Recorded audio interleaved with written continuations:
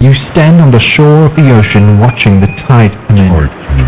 You sense the call of the sea beckoning to take you in further. You step forward little by little, not knowing what to expect, but expecting more. You keep going as the ocean calls you to enter in to deeper waters.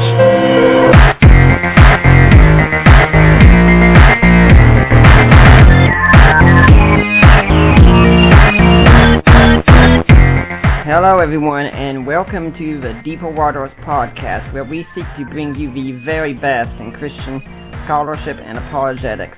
And today, it's no exception once again. We're starting in January here in the new year, and I like to devote January to the topic of abortion, since this is the month of Roe v. Wade, and I'm not a specialist on abortion, so I get on those who are specialists. Now, Bob Stewart of New Orleans Baptist Theological Seminary helped connect me with the guest that we have today, who he said that he has forgotten more about abortion than the rest of us have learned.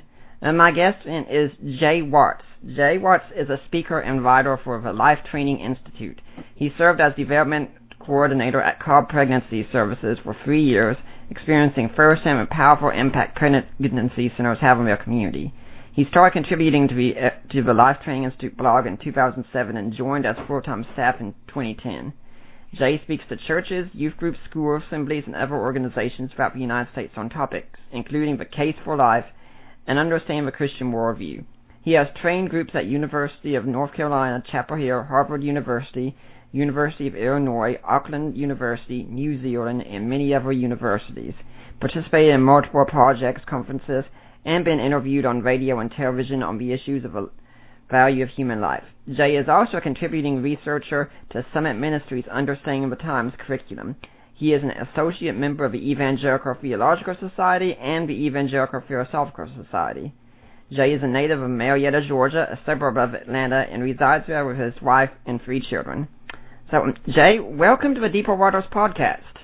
I really appreciate you having me on, Nick. It's a pleasure to be here. It's good to have you here. Now, some of my listeners might not know who you are still, so tell us a little bit about who you are as a person, and how did you get to be doing what you're doing today?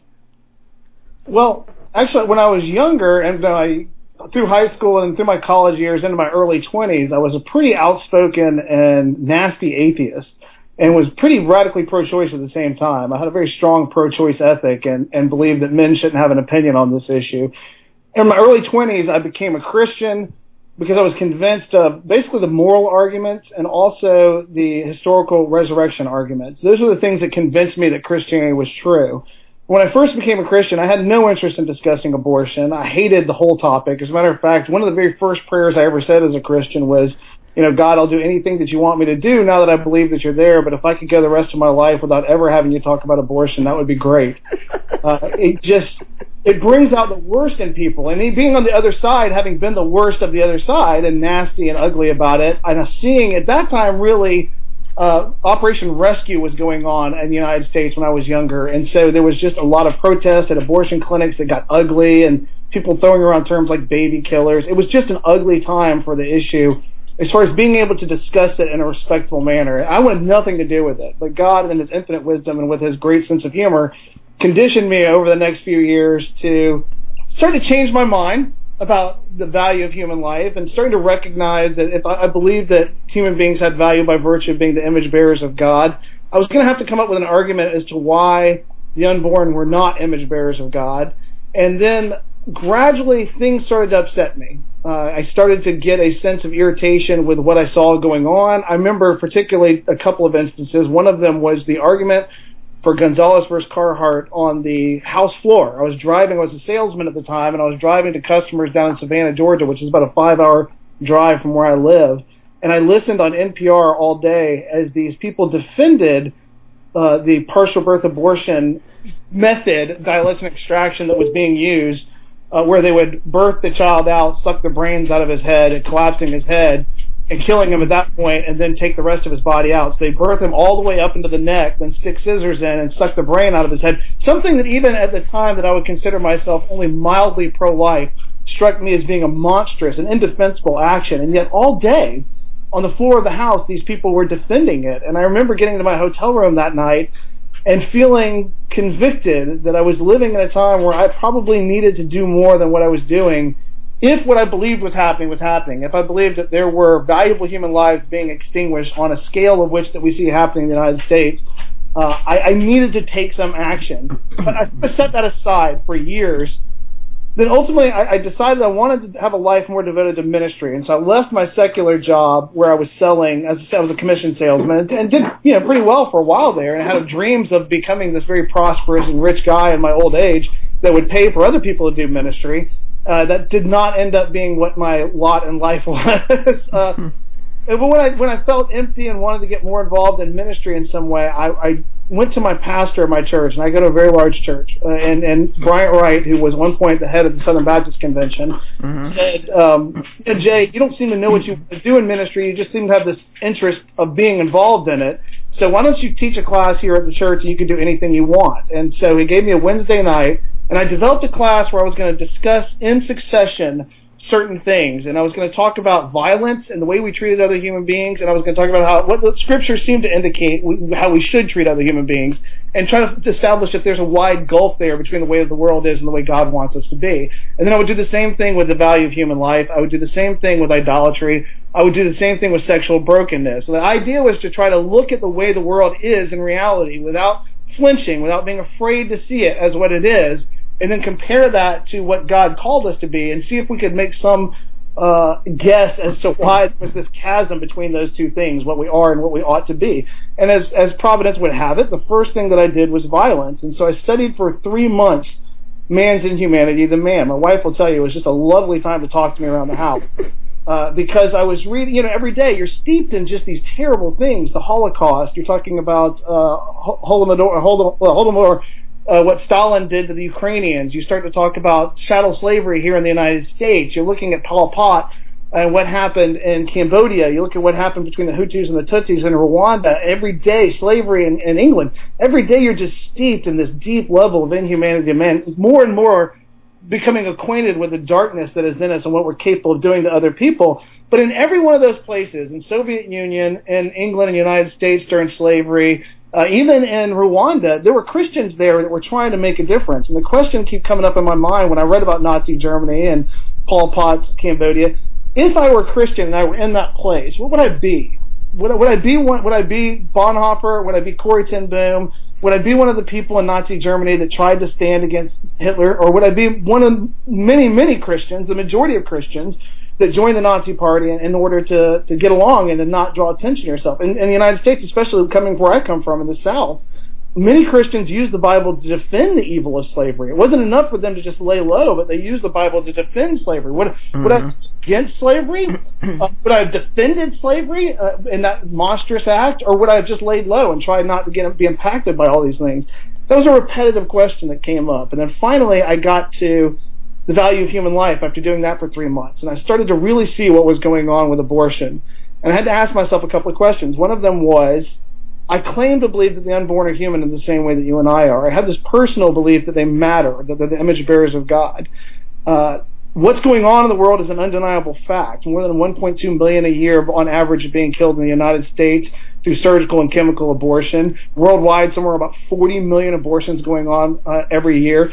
I live in a time, if what I believe about the unborn is true, of great inhumanity. And I've spent the last 3 months questioning what I would do if I lived in a period like that. Would I be the kind of Christian that laid low, or would I be the kind of Christian that did something? And so struck with suddenly the realization that if I'm correct in my view of the unborn, that I live in such a time, I was struck with the realization that I live in a time like this and I'm doing nothing real. I mean, I have very strong convictions about my pro-life positions, or else I wouldn't be teaching a class on it. But in reality, I'm not doing anything real to confront this evil in our culture. And so I need to either change my mind about what they are the unborn human? And I could not. The arguments just seem too strong to me in favor of the idea that they are human and that our moral obligations and duties that we have to all human beings extend to them. And so not being able to change my mind and not being able to change the data of what's going on, the only thing that I could affect was the third thing. What was I doing about it? And that's why I ended up working at a pregnancy center. That's how I ended up working with Scott. And that's how I ended up traveling around the country and having the privilege of talking to university students, churches, high school students, organizations, professional organizations, camps. I mean, my whole life is talking about this issue and defending the Christian worldview. And it's a great life to have, in the sense that since that crisis of what am I going to do, at least I go to bed at night, on most nights, feeling like I have a good answer for when God asked me what I did on that day with the information that I have. So that's how I get all this. That's a very fascinating story. I really didn't know a lot of that. And I did have to laugh at one point we talked about how you said, I want to serve God, but I never want to do X and such. Cause yeah. we have a funny story here that my own wife years ago had told her mother about so many qualities she wanted in a man, and missed out on pretty much all of them with me, and especially when we got the funny part of, and I will never date or marry an apologist. There you go. Yeah. So yeah. Be very careful, people, when you say you will never do such and such. God has a great sense of humor. Yeah, and I talk to people. I'm not sure. I'm not as theologically grounded as a lot of my friends in one particular view of how God deals with us versus another in some particular aspects. But I try not to feel like God is punishing me for being so silly as to tell him what I would do. As much as I think instinctively I must have seen that coming down the road and decided, hey, God, if I can have some input here, this is not what I want to do. And he said, I appreciate the input, Jay, but we'll just work your way out the way I see it anyway. Well, let's get into the main thrust of the topic here. Well, right. Since we're talking about abortion, I think one of the most important things we should do at the start is really define our terms. What do we mean when we use the word abortion? Yeah, we're talking about the intentional destruction of human life prior to birth when you're talking about abortion. It can happen surgically, it can happen chemically, but it's when we intentionally, by act, either through a third-party agent or even when women do it to themselves in an act of desperation, are ending their pregnancy by terminating the life of the human life that is developing and growing within them prior to birth. So obviously, after it's born, which is why we have the Born Alive Infant Protection Act, which is a moral law that has no enforcement arm here in the United States, but once the child is born, we would just call it infanticide. But prior to infanticide, we would call it abortion. It's a discussion of what we're doing there. It's an act against the unborn that ends in its death. Okay. Well, let's look at common theological objections, since you said all that at this point, since you describe this as an intentional act that ends a human life. There are a lot of atheists who say, well, if you want to see who the number one abortionist is, look at God. I mean, look at how many pregnancies end in miscarriage. Who's causing all the abortions now? Yeah, that is an objection that you hear sometimes. They'll talk about the miscarriages.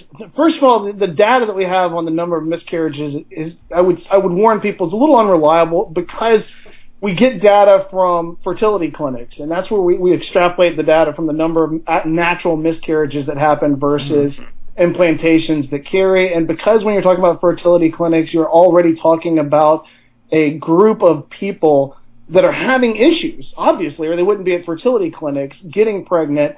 It's not something that you want to naturally say, okay, well, this is indicative of all things. But even if we admitted that, let's acknowledge that and say, stipulating for the conversation that those particular things are correct, that then God is the greatest aborter of all because he is causing the death. Well, Andrew Sullivan, who is by no means, a Christian in any sense, he's a homosexual, he is a conservative homosexual for the most part on most issues. He argued that just because natural disasters happen doesn't mean that we're morally justified in mass murder. We have to differentiate between the idea that people naturally die and that I have the excuse to take action against them to end that life. And that's why we have the term homicide. Now, homicide doesn't necessarily mean murder, but homicide is when we are looking at a death, like say an investigator goes to a scene, and we saw this recently with the Michael Brown scene when there was a lot of confusion where people were saying, well, the investigator said that Michael Brown, it was an issue of homicide. Well, the delineation of it being homicide, calling it homicide was saying it wasn't a natural death.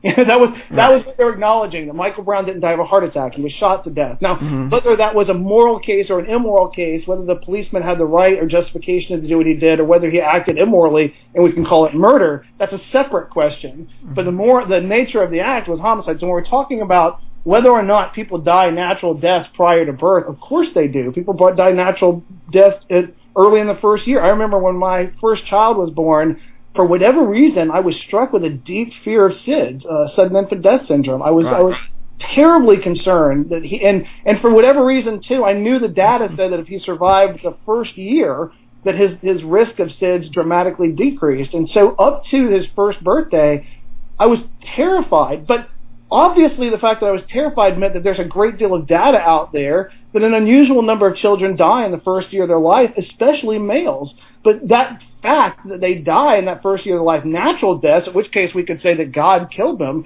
wouldn't justify me deciding to kill my son because I grew aggravated with them for no reason whatsoever. And so natural death, the idea that God, the creator and sustainer of all, is a Christian, we could say that he is the architect and orchestrates our days, and if he decides that my days end here or before I'm born, or allows me to die, or however you want to process that, those things occurring naturally or by God's will in no way justifies an action of my own against another human being. He has forbidden that. He has said, thou shalt not murder, in the Ten Commandments, but he didn't say, because I caused the natural death of a lot of people, I'm going to be a little bit more lenient on how you do so when you decide to go out and kill people. No, he said, thou shalt not murder, that he has prerogatives that we do not have, rights and the ability to do things that we just don't have. And so that in no way justifies our action, pointing to the fact that people die natural deaths. It doesn't mean that I can kill people.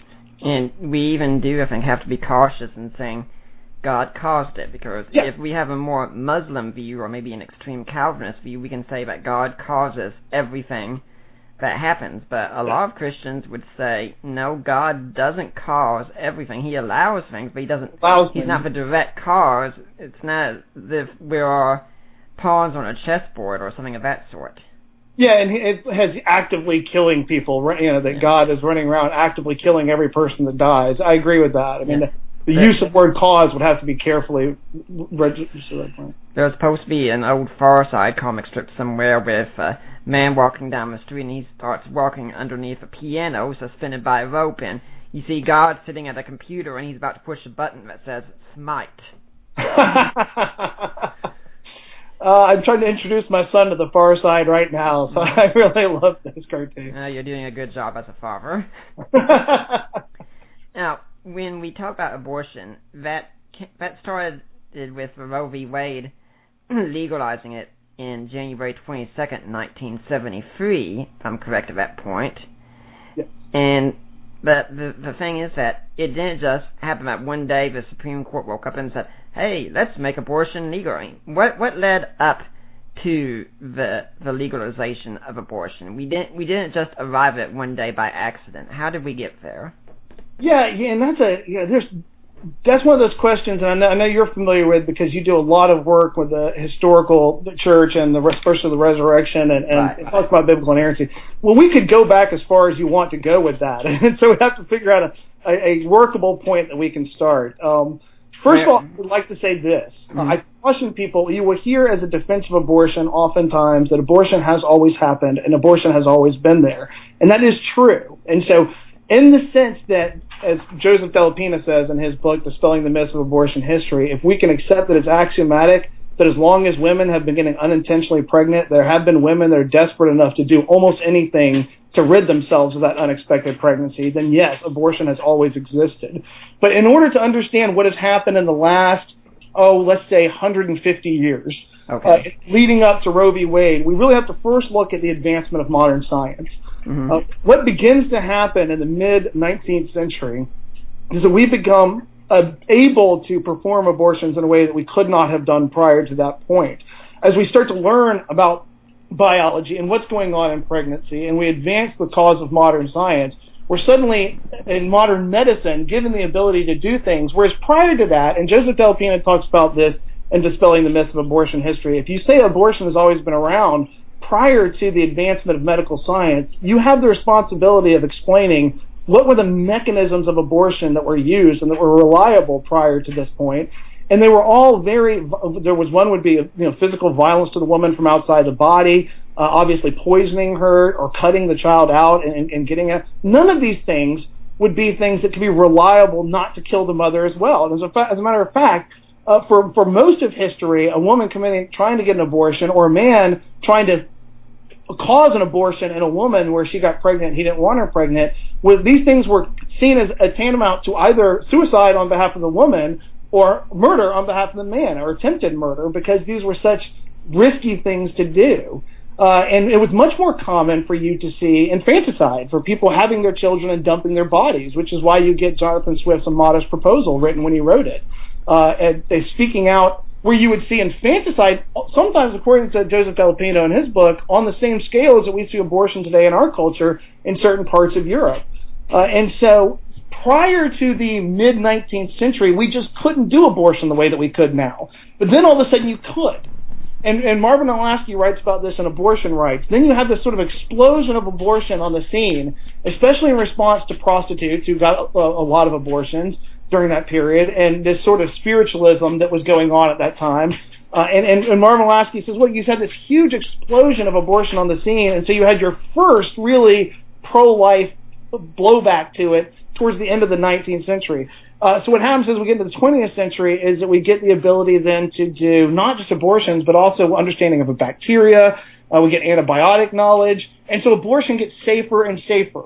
And the world is sort of struggling. I try to tell people, like, what you got to imagine is in the mid-19th century, imagine a huge rock was thrown into a pond, and these huge, massive ripples were going out. It feels like abortion has been here forever, but really, in my opinion, when you look at the history of abortion, we're really still at the stage where the liberalization of abortion laws is still emanating out from that huge, massive rock that was thrown into the water, of this idea of abortions that were safer for the women that were getting them, and that was no longer seen as a suicidal or homicidal act to try to perform an abortion on a woman. Mm-hmm. And by the time, so you see the whole world struggling with this, by the way. In post-World War II, you see Germany instituting abortion to try to deal with all the women who are having pregnancies because they were raped by Russians. And you see Russia going back and forth with how they're going to deal with abortions, dealing with different things. You have all of Europe after post-World War II struggling with this. And in the United States, you see this gradual, as the sexual revolution hits, this desire to sort of loose ourselves from the logical consequences of our sexual ethics.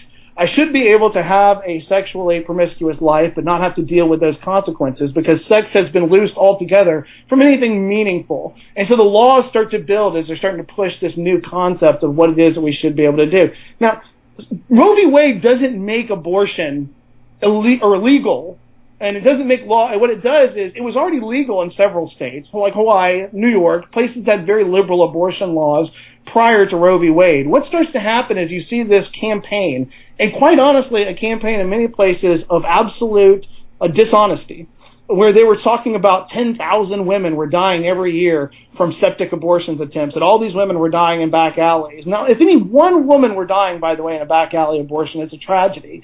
But the numbers that were offered were ridiculously out of proportion. And Bernard Nathanson admits that. He says, look, we knew we were lying. We knew it was all a lie, but we saw that we had a greater cause and a greater end to what we were doing. And so as they're pushing for this, what happens is there's a case called Griswold, Connecticut, Griswold versus Connecticut, that comes to the Supreme Court in 1965.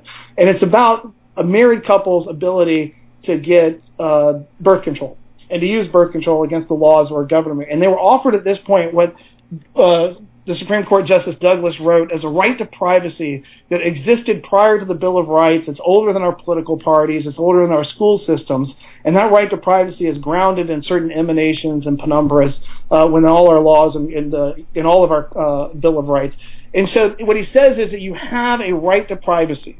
And as they pass this, by the way, from the court, the Chief Justice of the court says this should never come back to be used against abortion laws. We shouldn't use the same right to privacy. But lo and behold, just a few years later, that's where they go, and they start talking about the right to privacy and women being able to make private medical decisions without the interference of the state. So in 1973, what happened when Roe v. Wade came to the Supreme Court, what the Supreme Court did was say that the legislative branch and the executive branch were not allowed to have any say on the issue of abortion. They shut down dialogue. They said, look, we seem to have a liberalization going. People seem to be headed towards the place where abortion is acceptable, even if it hasn't happened so far. So what we're going to do is we're going to jump ahead of everybody. We're going to kind of sidestep this whole argument so the country doesn't have to be divided on abortion forever. And we're going to say that throughout the United States, people should have free access to abortion, and the government is not allowed to restrict women's access to abortion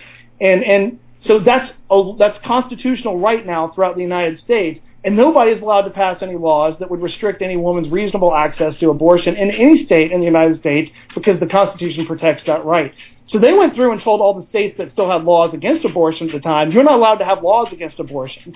And that's what happened in 1973 in Roe v. Wade. It was the culmination of all of these forces, medical science making it possible to do it. It was the culmination of the liberalization of the laws, all these liberalizations of the laws that were dealing with this practice of sex in the United States from the sexual revolution, and then ultimately culminating in this concept of privacy that said that women have the right to make private medical decisions as it concerns themselves. And then the only way they could do this, though, and that gets to where I argue more often than not, is by discounting the humanity unborn. Mm-hmm. Justice Blackmun, as he's making the case, that we don't know what they are. And since we don't know what they are, we cannot allow the states to protect their lives against the interest of the women. Well, Justice Blackmun was wrong. I mean, we know exactly what they are. And now the question is whether we have moral duties and obligations to them. But Roe v. Wade is really a disaster of legal reasoning, and almost everybody that on both sides of the issue that I've ever talked about that are informed of legal reasoning recognize that Roe v. Wade is just a disaster. Even the people that love the results of it say, I wish we could go back and fix it. And they've tried to for years to go back and put into place laws that will fix the legal reasoning of Roe v. Wade, because it is just a nightmare of not just dishonesty and problems, but of legal reasoning altogether. So. When you start talking about the advent of modern science, I was thinking, we could say murder has always been with us, but modern science has sure made it a whole lot easier. Just yesterday I wrote a blog piece responding to John Messerine along about how he said that religion has shaky foundations. And he said, we know science is true because science works, it produces results. And so what I did is I just put up a picture of Hiroshima after the bomb had been dropped and said, yep, it works. Yep. I mean, that's not to knock science, but say science is a tool. It can be used for good, or it can be used for evil. And sadly, in this case, it's used for evil. Yes. Now, yet, divorced from moral consideration, science can be used for terrible, and has been used, terrible, terrible evil. I did a blog post once on LTI talking about Zyklon B and the idea that it was, what the Nazis used to poison the Jews was also used to save crops at one point. I mean, so you have there a demonstration of how the same gas that was used to do one of the most monstrous evils the world has ever seen was also used to protect crops and to produce food for people. And so it's the science of developing the gas was not good or bad in and of itself. Outside of moral considerations about how we're going to use that science, it can be used for either, as you said, good or bad. It can produce life-saving, life-affirming medicines and technologies, or it can produce an atomic bomb that does unspeakable evil. So. Now, when you were talking about the history of things here in America, there was one figure I was kind of surprised you didn't mention, and I think we should touch on a little bit, and that was Margaret Sanger and Planned Parenthood. Could you say what role that she had in all of this? Yeah, Margaret Sanger, it's funny you mention her, because I think several years ago I made a vow that I was not going to give Margaret Sanger any more air than I thought she ever deserved as far as talking about her. Margaret Sanger is an interesting character because for the left, if you hear about her, she was this champion of individual rights. She made it possible for people to have access to birth control. Oftentimes what they leave out is that she was an unspeakably horrible person as far as how she saw other human beings. There's a story about what activated Margaret Sanger, and she was in the early 20th century as far as coming against like the Comstock laws, against indecency and things that she was fighting against, where the idea of what animated Margaret Sanger is this famous story of how she went to this woman who had multiple children, and the act of just constantly having children and raising them had just worn this woman down until she died. And that she was there, as she was sitting there with that woman and hearing about the advice that she'd been given, which was just terrible advice, by the way. The handling of this woman's life had been terrible. And I believe that this woman deserved all of the pity and emotional response that Margaret Sanger had. The idea, though, was at that moment that this is what activated her to champion for women's right to access to abortion, or to birth control.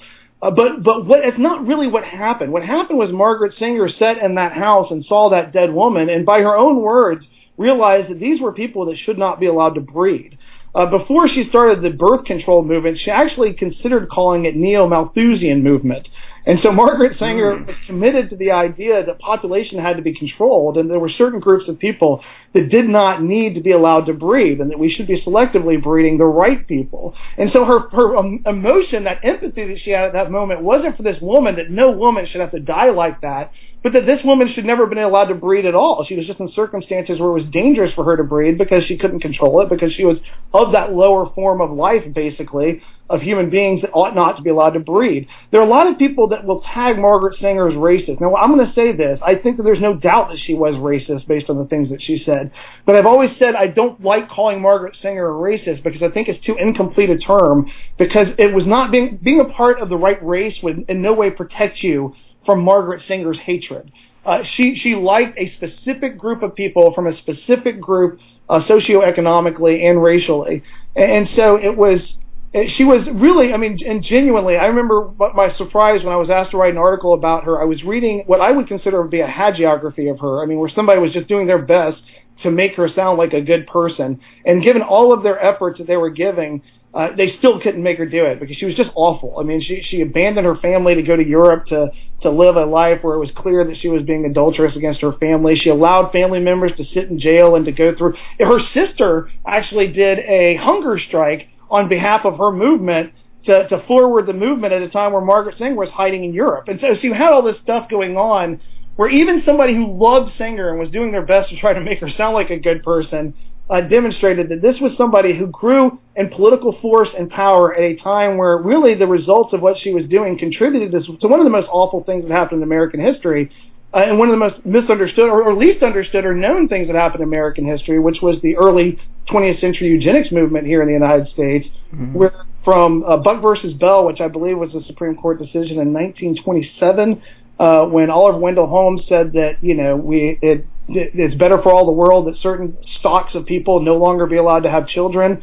Till the start of World War II, there were some 36,000 or more people forcibly sterilized in this country. Some of them for just being, out of work for a long period of time, for being considered too dumb to reproduce, all sorts of reasons that IQ tests were offered.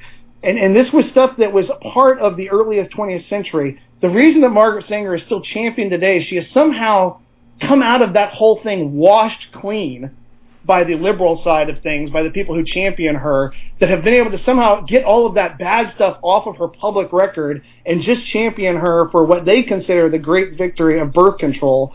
And even that has some serious questions as far as what it's done to affect our country that she wanted to go. But Margaret Sanger started what would ultimately become Planned Parenthood, and Planned Parenthood is the largest abortion provider in the country in the United States, and that is where her claim to fame comes in all of this. But at the outset of it, at the very root of it, there was a virulent eugenics movement that Margaret Sanger was pushing. And what made Margaret Sanger distinguished from everybody else was that she has, from what I've read, was undoubtedly a passionate and very good public speaker. So she was passionate and could represent her views very well in front of an audience. Very charismatic person. From what I'm gathering here, because when I was listening to it, I was thinking that a lot of Protestants today, a lot of Protestants practice birth control as well, and even Catholics can practice natural family planning. Very few of us are part of something such as, say, the Quiver For movement, and we say, yeah, we believe that we should limit our population some. We don't think we should just be having kids constantly. And so on that point, we might agree with some things that Margaret Sanger said, but the trouble I'm gathering from Sanger's perspective wasn't just that she said, this is your choice to make, that she was looking and saying, this is my choice to make for you.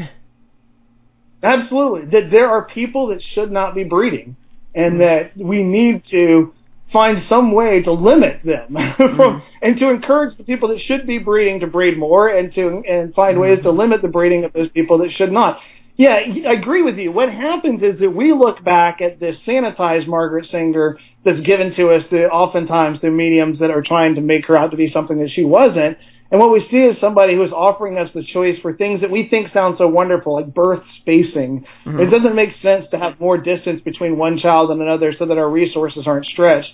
And we think, well, that was what Margaret Sanger stood for. So, no, that is not what she stood for. And that was a part of her championing of that sort of technological ability or medical ability was rooted in a larger vision of the world where it saw the right people, whatever that was that Margaret Sanger defined it as, being able to breed more, and the wrong people not being able to breed at all. It would be best for all the world, as Oliver Wendell Holmes said, that those people stop breeding altogether.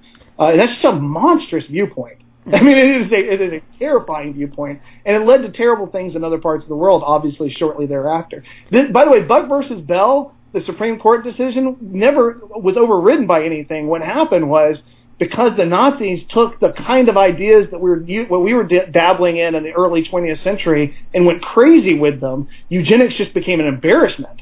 And so we never went back and actually changed the laws. It just was like, we're not going to talk about that again and act like it never happened. And Edwin Black has a great book on this called War Against the Weak, if anybody's interested in reading that. Mm-hmm. And when we were talking about this, I'm also thinking that Benjamin Weicker has been on the show before, and he wrote an excellent book called 10 Books That Screwed Up the World and 5 Others That Didn't Help. And one of those books, there was an honorable mention in there of Betty Friedan's book, The Feminine Mystique. But one of the 10 books that screwed up the world, he said, was Margaret Sanger's book, The Pivot of Civilization. If you go to Planned Parenthood today, you can't even buy this book from their website. That they don't want you to read it. Well, I've got a copy of it, and I've read it, and it's pretty apparent to me why they don't want people to read it, including that not only do you see a lot of racism and such in there, she had some really wacky spiritual ideas, too. Yes, she did. And late in her life, as she was long since removed from Planned Parenthood as an organization, I think this was in like 1961, if I'm not mistaken, had put out letters to the organization as a national movement to try to limit the identification of the organization with Margaret Sanger. I mean, they knew clearly at that point that she was a problem as far as what you're talking about, like the pivot of civilization. And she's difficult. I actually was writing an article about her and stopped midway through the article because I thought she was just such a horrid person. I decided there'd been enough written about her. I just didn't want to contribute any longer to having her out there. But what's most important, I think, as we get into the discussion of abortion, when you start to talk about all of this, the scope of history moving towards this, there is this, the way that it is couched from the other side is ideas of freedom, choice, the ability to do these things. Women shouldn't die trying to procure abortions. All of these things are things that we would sympathize with. Hopefully we would have empathy with the women that are going through these things. But what all of them do, even the argument that the Supreme Court offers, is all of them beg the question as to the identity of the unborn. I mean, for the Supreme Court to say that you have a right to privacy that is older than the Bill of Rights, older than our political parties, older than our public school system, all of these things, the right to make private, free decisions. Well, you and I don't think would argue that we believe that we should have privacy that is honored by our community to an extent. But I remember speaking out in California, and this gentleman stood up, and he was faculty in the school that I was speaking, and he said, "Well, Mr. Watts, women have a right to privacy. They have the right to make free decisions without the government's interference, without the interference of the community." I said, "Sir, I believe in privacy. We use a tool at LCI that we call Trot Out the Toddler." I said, "I'm with you. I think that privacy is a very important concept, radically important. I'm a private guy. I'm actually a very introverted guy. When I'm not out there talking, I just want to be left alone to read and hang out with my family." Mm-hmm. Yeah, I'm not interested in being a big, out there. I'm just not an extrovert. I'm very introverted. Hugh Ross was on my show one time, and he's an aspie, just like I am, and he said that he would rather talk to 100 people at once than talk to one person. Yeah, I'm very comfortable. I've spoken to crowds of, a couple thousand people out in the audience. That doesn't bother me at all. Mm-hmm. And even when we're talking about the interaction of talking to people afterwards, where you're answering questions, but when I go back to the hotel at night, I'm exhausted because that interaction just draws for me because I'm an introvert. I can do it. I'm capable of doing it, and I love doing it because it helps me to sleep at night because I feel like I'm doing something that I ought to be doing, but it's not my choice of pastimes. I mean, it's not fun for me. It's not a hobby. It's not something I want to do because it feeds me. I mean, I actually, there's a great emotional, as you would, I'm sure, know too, an emotional and spiritual cost that goes with it that has to be overcome. And so, but as I say, when you're out there, this guy says this to me about privacy being the issue. And so I say, and I used what we call Trot Out the Toddler. And I said, I'm a very private guy. I said, okay, but I put my hand on my hip. I said, sir, I have a 2-year-old sitting next to me. This 2-year-old little girl is my next door neighbor. Every night in the privacy of her own home, her father viciously abuses her. Every night, her life is one humiliation, degradation, and emotional and spiritual attack, one after another, in the privacy of their own home. The only time she has any release from this is when she's out in public. I said, would it be okay with you if, as a community, we go into her house and we take her away from this abusive father, violating their privacy to protect her from that? Well, he said, yeah, of course it is. So, well, why? Why is that okay? And he said, well, because you can't do that. And so, well, why can't you do that? It's happening in the privacy of their own home. You just said privacy is an important thing. I agreed with you, privacy is important. But now you're saying that we as a community ought to be able to empower the institutions of our community, particularly child protective services and the police department, to violate the privacy of my next door neighbor to take a child out of their home for something that's happening that's a private matter. And he said, well, it's not a private matter. And I said, why is it a private matter? It certainly is. It's going on in their house. And he finally said, privacy is not a justification for hurting innocent human beings. I said, I agree with you. He said, that's the question we have to answer, isn't it? That's the question that everybody's leaving off the table. When you talk about a historical scope that leads up to abortion, when that gentleman sitting there telling me the women have a right to privacy, that's exactly the question you have to argue for. Are the unborn human like you and me, or are they something else? Because if they are human, then we can no more justify their destruction and their killing by appealing to privacy than my next door neighbor can appeal to privacy to be able to beat his child or to beat his wife or to any other reason that we would say that we ought to be able to protect the human beings in his house. All of these arguments that are being offered, but 98% of the arguments I deal with when I'm out on the road, they have presupposed the inhumanity of the unborn before we've ever even asked the question about what they are. They assume that they're not human. That happens in the same thing I mentioned earlier when we talked about 10,000 women dying everywhere from illegal abortions. Well, I know that's a lie. I know that's a lie because the other side has told me and given us statistics about that lie. And even Dr. Richard Tietzel, who says there's just no way, with only 40,000 women dying a year of reproductive age in the United States, that a quarter of them were dying of bad abortions prior to 1973. It's just ridiculous. And the CDC tells us that number is actually somewhere between like 60 to 500 people that were dying every year of bad abortions. But the problem is, that's a tragedy that those women are dying. Yeah. But the argument presupposes the inhumanity of the unborn, because if the unborn are human in the same way that you and I are, then what you're telling me is that we ought to keep a law in place that keeps it legal for women to be able to make the free choice to destroy 1.2 million innocent human lives every year in order to protect them from the devastating and terrible, tragic consequences of bad decision-making. If they're human, then that's a terrible argument. When you were talking about the things that the people on the left appeal to that is going by abortion, I was thinking that when I lived in Charlotte with a roommate, I was in my bedroom one night reading Aristotle, because, that's what geeks like us do. Right, yeah, that's fun. and I started thinking about some of the things he was saying about ethics, and formed this argument. We could make a list of reasons why women might want to have an abortion. You might say, like, I don't think I'm responsible enough to handle this baby, or I don't have the resources, or I want a career, or I want to have sexual freedom. And many of us would look at it and say, on the surface, we don't think those are bad things in themselves. We could say those are good things, that we know the abortionists want abortion for things they perceive to be good. But the question you have to ask is, are you using a good means to get those? Yes. Mm-hmm. Yeah, and the question, we ask this question a lot, and it leads to what I talked about when I say trot out the toddler. Would you ever use the justification that you just gave me for an abortion to justify killing something that you would uncontroversially accept as a human being? Would you ever say that you should be able to kill 2-year-olds for the reason that you just gave me? Would you ever say that you should be able to kill 10-year-olds for the reason that you just gave me? If the answer is no, then those are not justifications for killing another human being.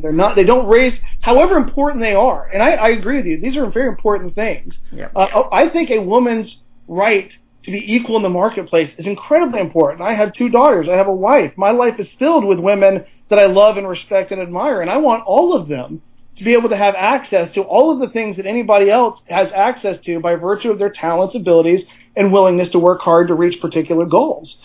But I don't think that in order to be able to reach those goals, they are justified in killing another human being. However much I want them to reach their goals, if there were a toddler that they had to kill to reach those goals, I would say absolutely not, because that would turn you into something morally wrong. That's a morally wrong thing to do. We don't kill human beings to reach our goals. But in this particular case, people said rather thoughtlessly, I think, because they haven't considered the question, what are the unborn, offer up justifications they would never offer to justify killing another human being that they uncontroversially accepted as one of us, a 2-year-old, a 10-year-old, a 20-year-old. They're never going to say it's okay to kill them because I value my privacy, because I have to have equality in the marketplace, because I just don't want to have a child right now. They've decided that the unborn are not human, or they haven't even thought about it, while they make those arguments. And we have a responsibility to point that out to them, to say, have you considered the humanity of the unborn? Because I don't think that you have by virtue of your conversations. And I worked obviously having worked in a pregnancy center, I would see this on an emotional and human level where people would come in, and I remember particularly this one father that was saying, when he was there with his wife, and they had 4 kids, and he said, I can't have another kid right now. I can't have another kid right now. And he was resisting any conversation that there was something that we could do to help them with this. Because he said, I simply can't have another kid right now. And so we got him into the ultrasound room and let him see the ultrasound. And he, on his own, without us having to tell us, realized, I already have another kid right now. Mm-hmm. You know, his thing was, I can't have this now. And then once he realized it, he said, it's already there. And this is where he said, like, you keep acting like this is something you can avoid. The child is here. The question is, can you kill your child now? The question is no longer you can't have it. You have him. He's here.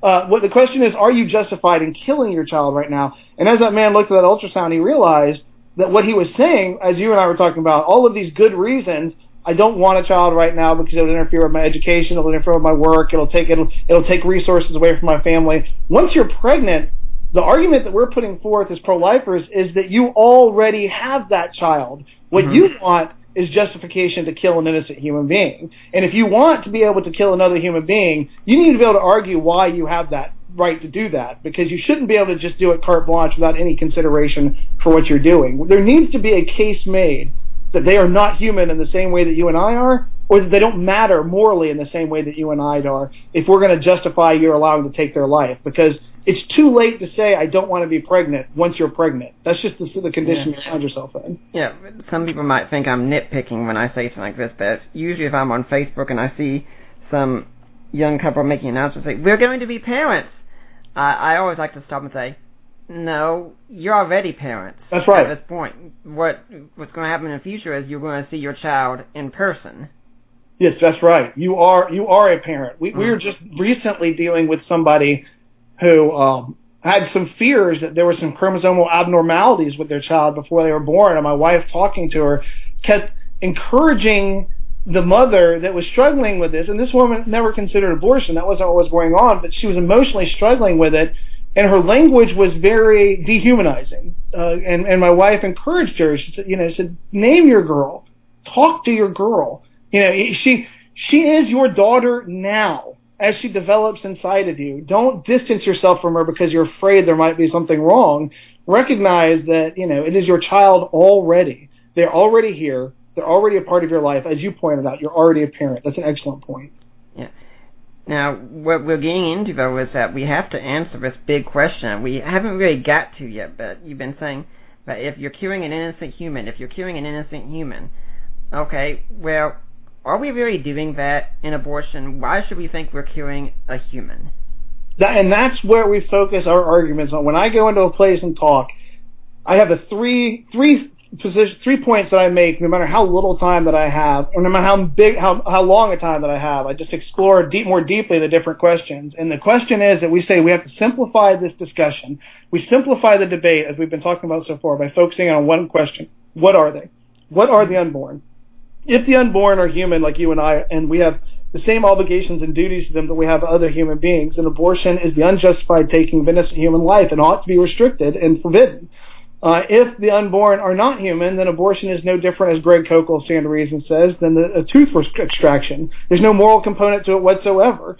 It doesn't need a defense because it is nothing if they don't matter and if they're not human in the same way that you and I are. So we have to focus in on that question, what are they? And as I said, about 98% of people have never even thought about it, and they beg the question ever before they think about it, that the unborn are not human in the same way that you and I are, because they offer justifications they wouldn't offer for killing other people. Now, before we step forward, I would like to point out one other mistake that we make when we talk about these sorts of things, and that is that before we get to answering the question, what are they, before Cardinal Ratzinger became Pope Benedict, he coined a term that I thought was just brilliant. And he said that we live under a tyranny of relativism. And so one of the things that we have to watch out for is that many people that we talk to in the public don't have the slightest idea how to differentiate between like an objective moral claim and a personal preference claim. And so they don't see the difference between subjective claims. And they'll say things to you like, if you don't want an abortion, don't have one. Well, the key word in there is I ask people all the time when I'm talking to audiences, especially young people, I say, what's the key term in there? And they struggle to see it. And I say, the key term is like. I never said I don't like abortion. What I'm arguing is that I think abortion is wrong.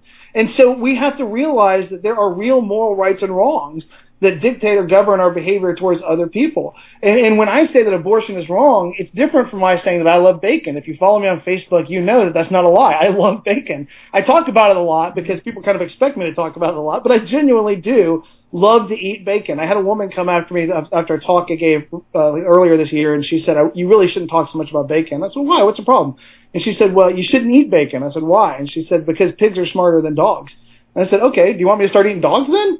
And she didn't think that was funny, but I thought it was. But the claim that I like bacon is a personal preference claim. My daughter, most of her life, has not liked bacon. She has since changed. But for most of her life, she hated bacon. And she and I would talk about it, and she would say, you know, Daddy, I put bacon in my mouth. I don't like it. You put bacon in your mouth, and you do. And that's the only thing going on here. We just have a difference of opinion on bacon. But those are preference claims.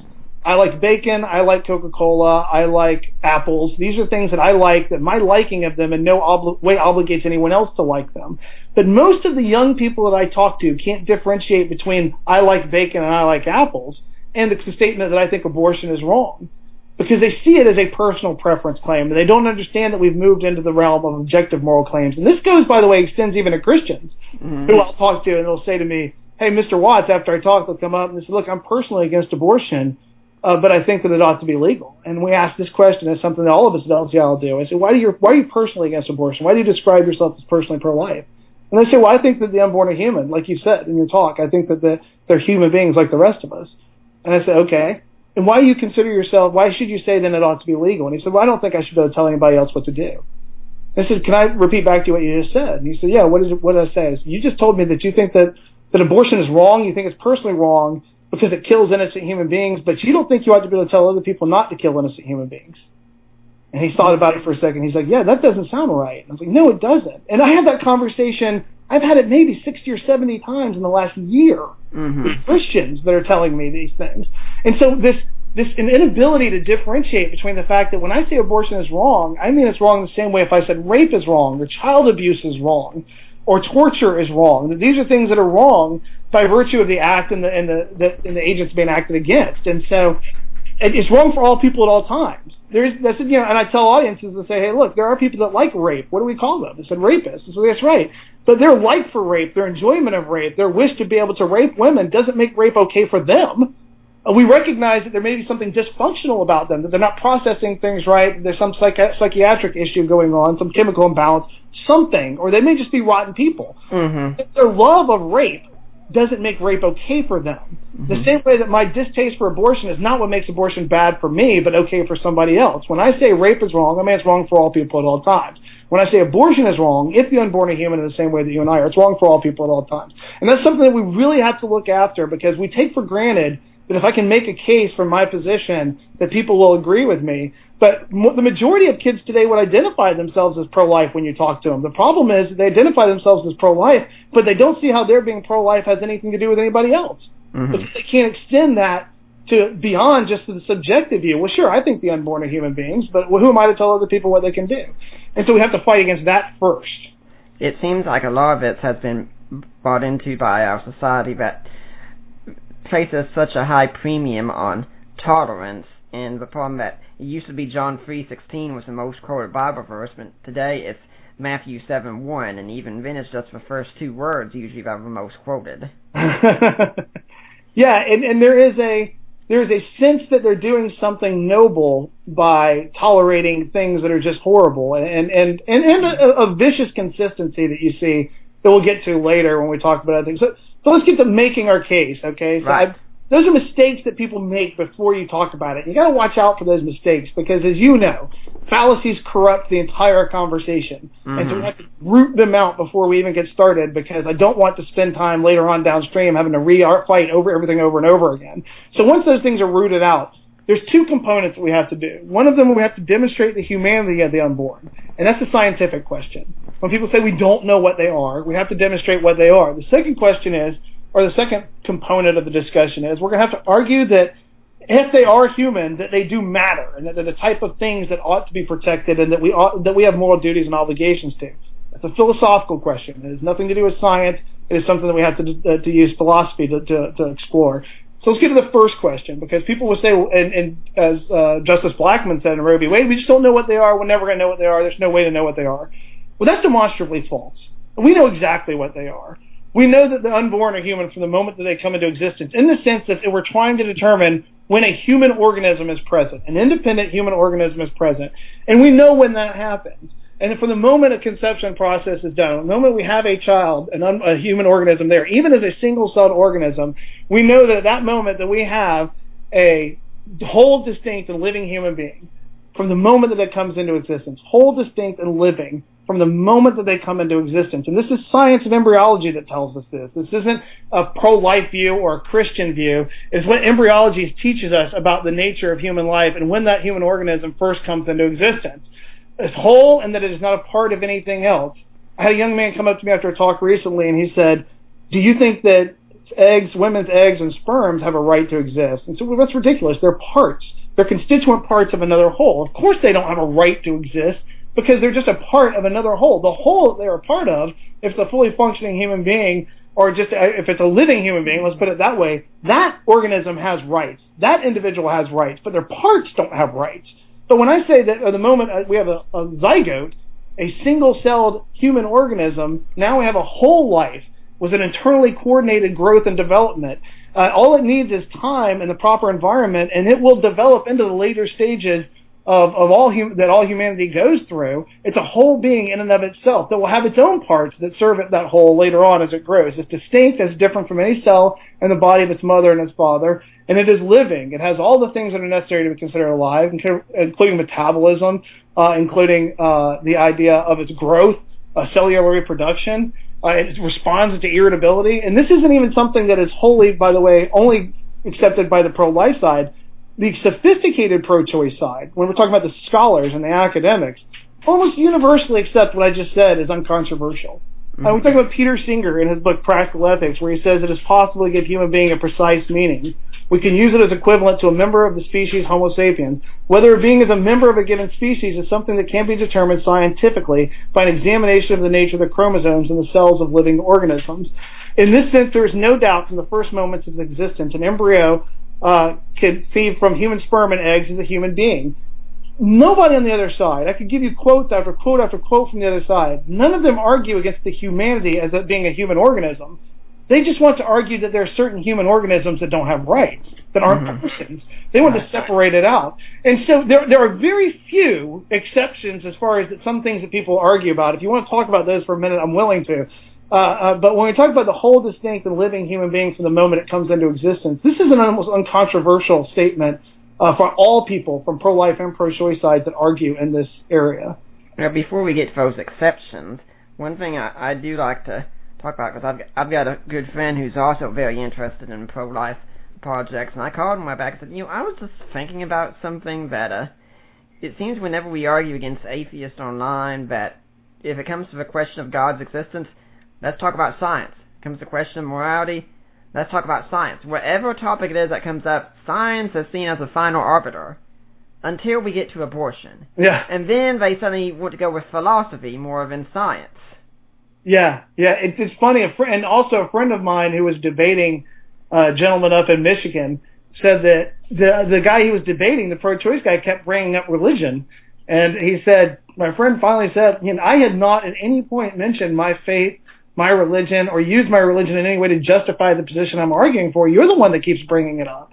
The guy kept appealing to religion to buttress his position. It is interesting that in this particular case, for the most part, they want to get away from the science. Well, the science just isn't on their side. And the few people that do try to argue against it from a scientific position, well, they just face a terrible uphill battle with trying to demonstrate that what we don't have at that moment is a whole distinct and living human organism. Even Alan Guttmacher, who was once the head of Planned Parenthood, said at one time, prior to this becoming an issue later on, when he was fighting it for abortion rights, he said that in regards to whether or not they're whole, distinct, and living from the moment they come into existence, he says that as far as I know, this has never been argued against. I mean, that he knows nowhere in the medical literature that there's ever been a position or an opinion that they weren't human beings from the moment they come into existence, and that an unborn child isn't a human child. Everybody's accepted that. There's just other considerations that are going to be argued.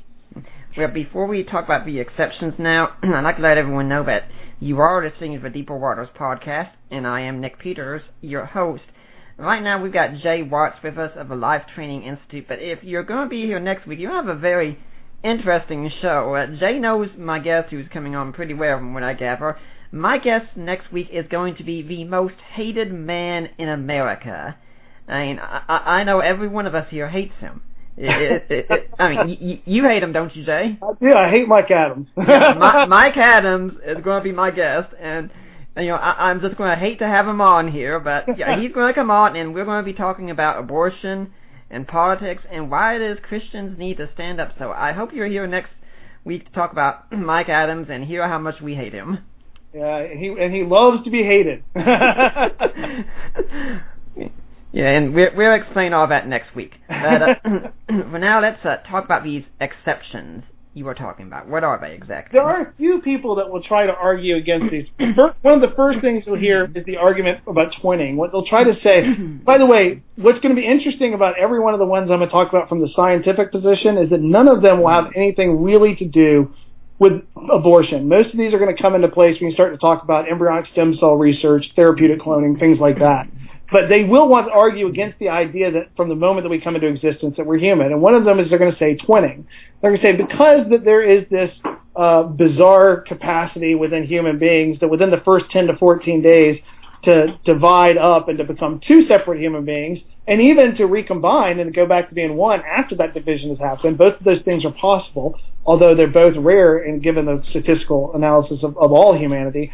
But since those things are possible, it doesn't make sense to say that all human beings come into existence from the moment of conception, because there are human beings out there that didn't come into existence until after the formation of what they call the primitive streak. Once the primitive streak, which will become the center of the neurological part of the body as you start to the spinal cord and all that starts to develop, but once the primitive streak forms, you get cellular differentiation. And so what they're saying is that prior to the primitive streak forming, the body can split up and become two, it may recombine and become one, and so it doesn't make any sense to say there is an organism there because there may be two organisms there, or there may be two and then become one.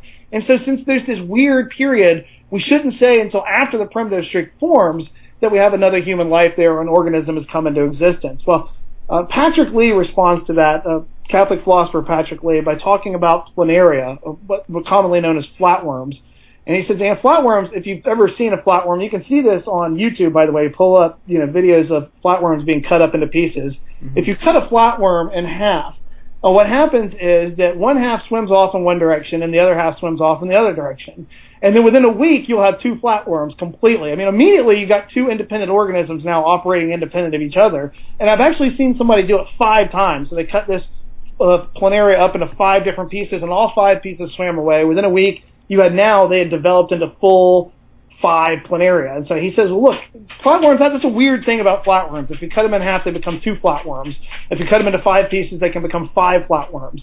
And then all those flatworms are independent. He said, but given that bizarre capacity that they have to become multiple things by being dissected or bisected in that way, so you wouldn't say that there was no flatworm prior to them being cut in half. That wouldn't make sense. There had to be a flatworm there to cut in half to become 2 or to become 5.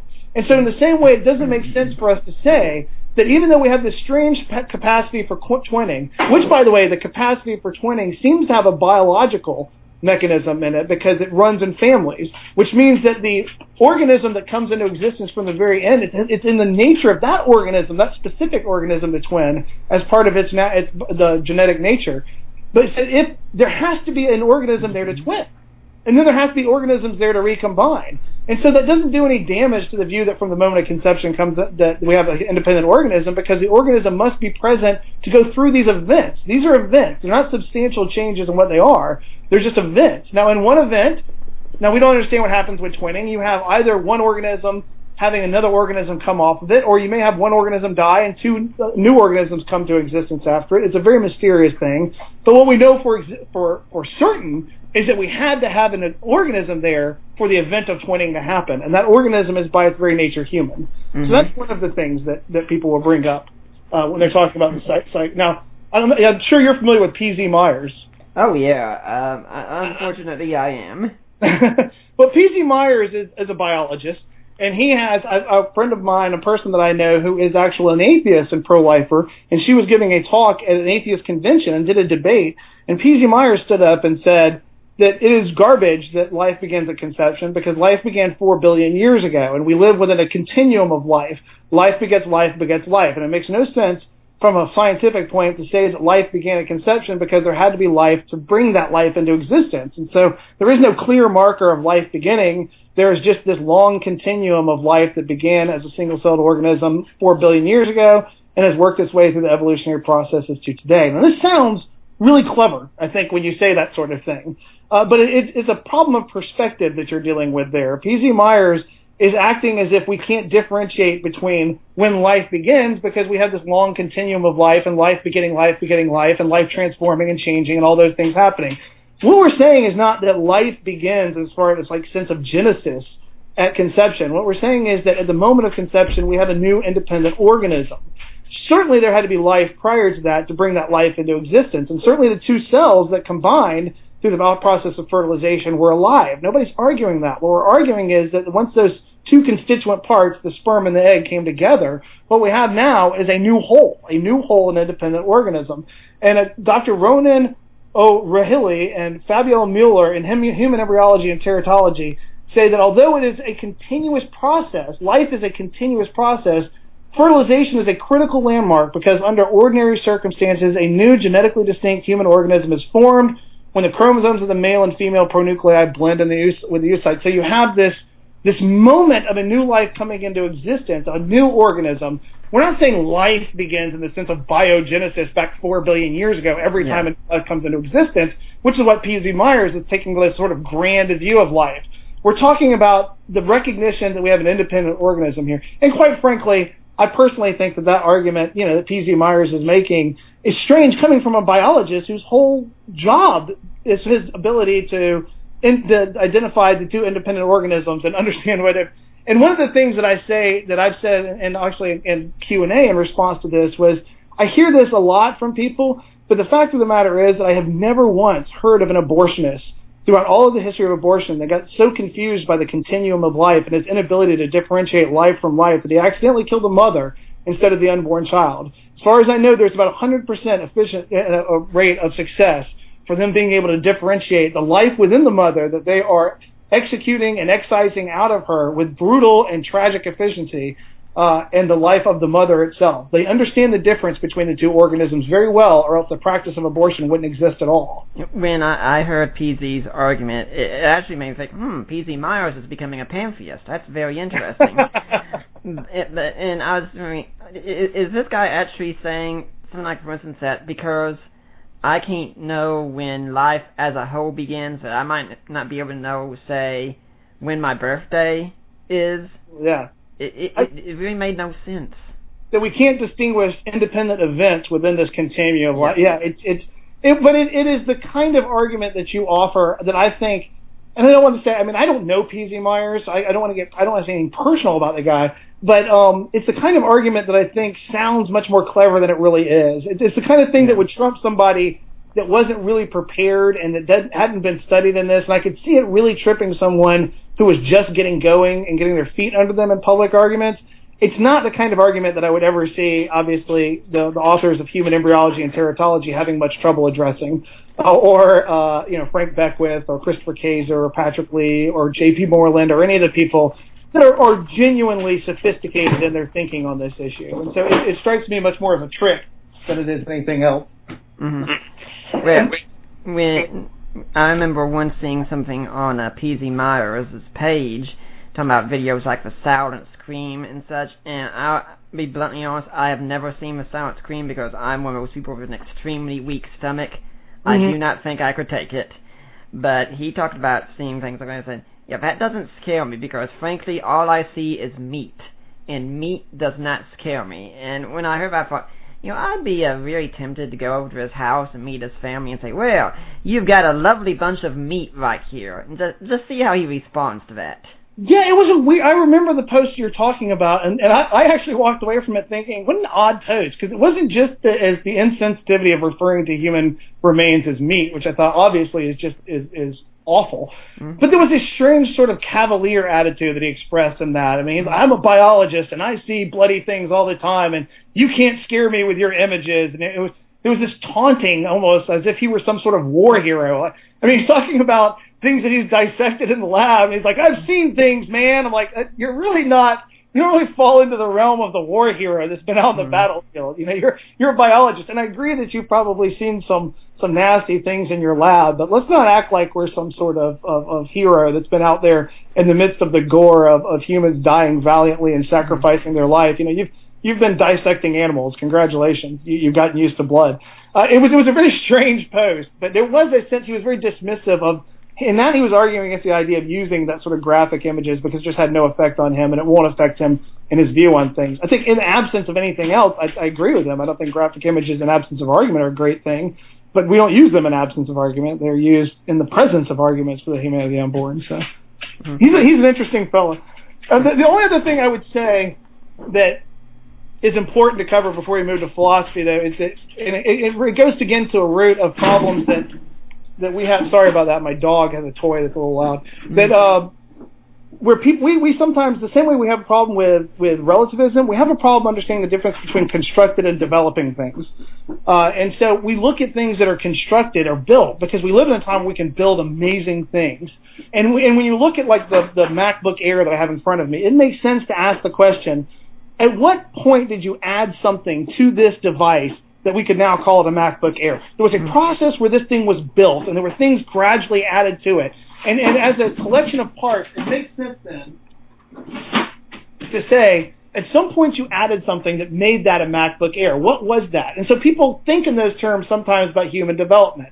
And they don't understand that there's a difference between constructed things and developing things. And so we have to point out to them that, look, when I say that we have a human being developing from the moment it comes into existence, the genetic code and the internal coordinated development, we're going to see an expression of things that are there as they develop and they mature. I have red hair. I've had red hair from the moment that I came into existence. I just had to develop to the point that you could see that. I have less red hair now in my 40s than I had in my early 30s and my 20s when I had a full head of hair. Mm-hmm. Even that propensity to lose hair was a genetic predisposition that was there from the moment that I came into existence, but that only was seen and expressed when I matured to a certain point and hormone levels in my body rose to a certain level, specifically testosterone. So there are things that we see. My daughter is a type 1 diabetic. She was a type 1 diabetic from the moment that she came into existence.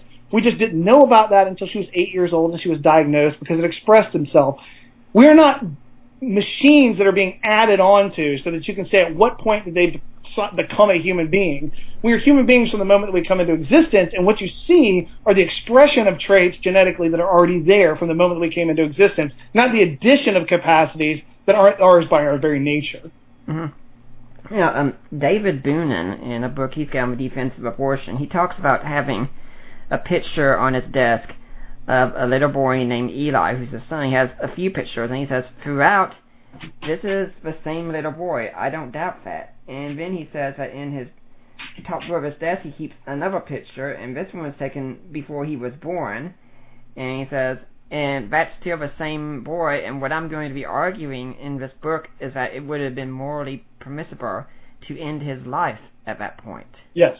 And by the way, for anybody who's interested in reading what I consider to be, and what most people I think consider to be the best philosophical defense of abortion rights, of the pro-choice position. David Boon's book, A Defense of Abortion, is it. It's a stellar book. I learn from it every time I read it. But he is offering this idea of, and that's going to get us now into the philosophical question. Right. Because what David Boon is saying is that I don't argue that that's not my son. That is still my son, but I'm going to argue that at that point my son was the kind of being that it was okay for me to kill versus the more mature version of my son where it would have been considered murder or morally wrong for me to kill. He accepts the immorality of killing his son at one age while he rejects the immorality of killing his son at another age, while never at any point denying that all along that spectrum that is the same biological entity of his son.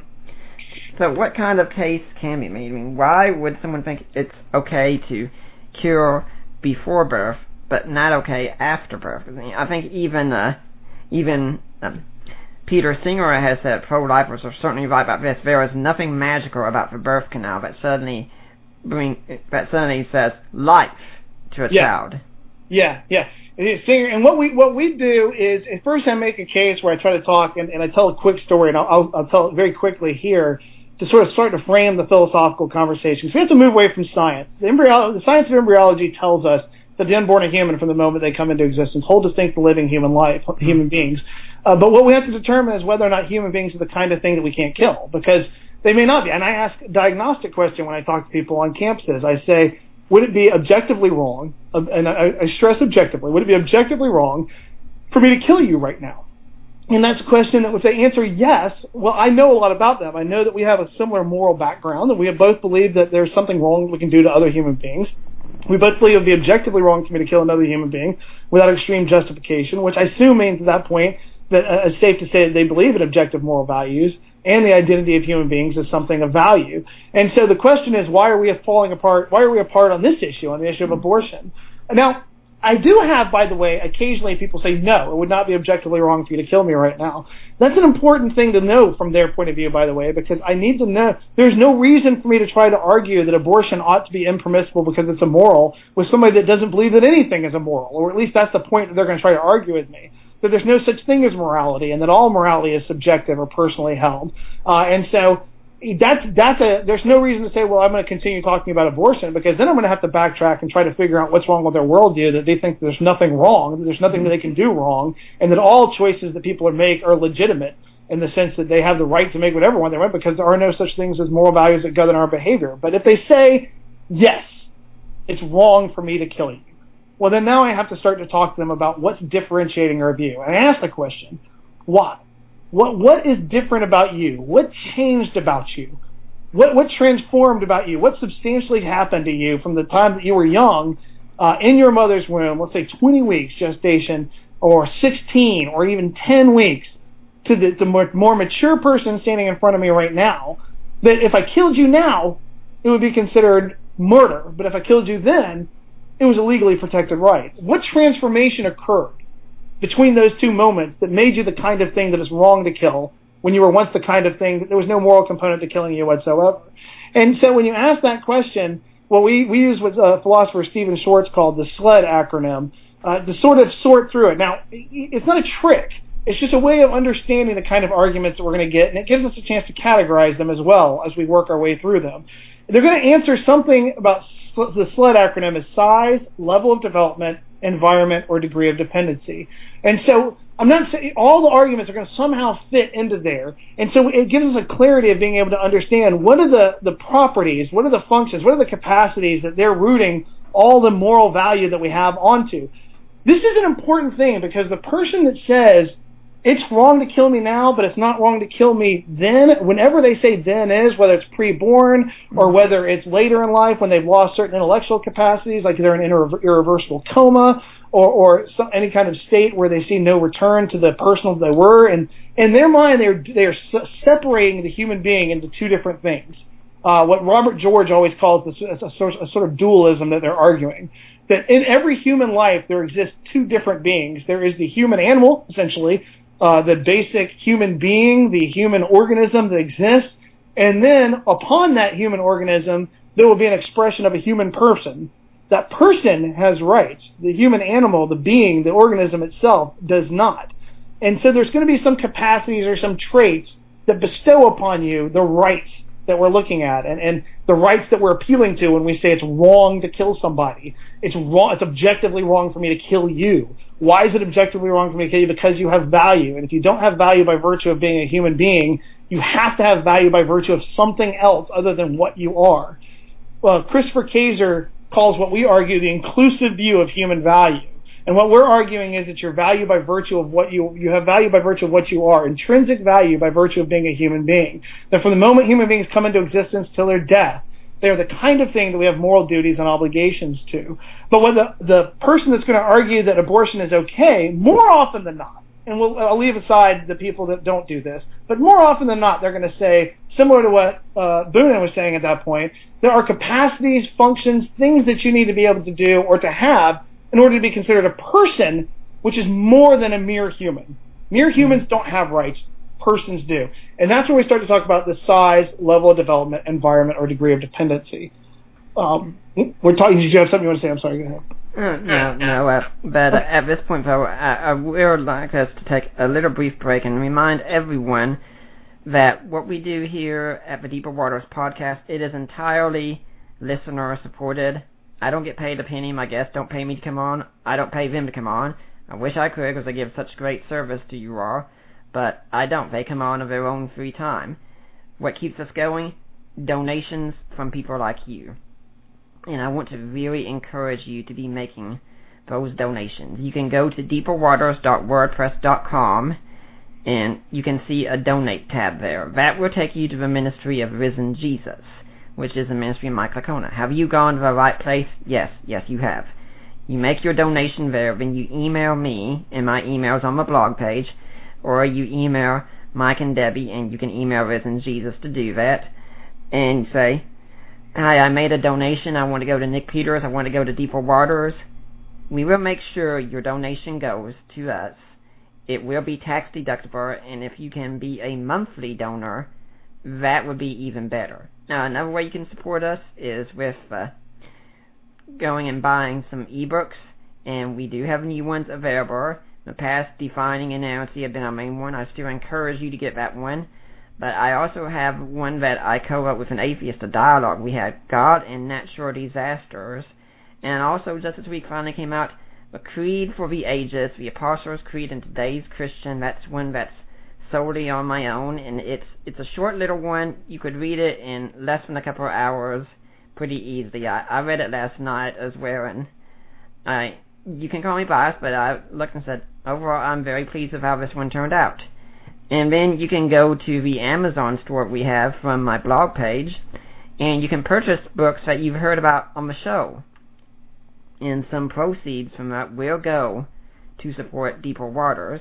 And we are, in fact, also working right now on a website. We've got someone who helps me out greatly, who helps set up a lot of the equipment to do the show better here, and he is really burning the midnight oil to get a good website.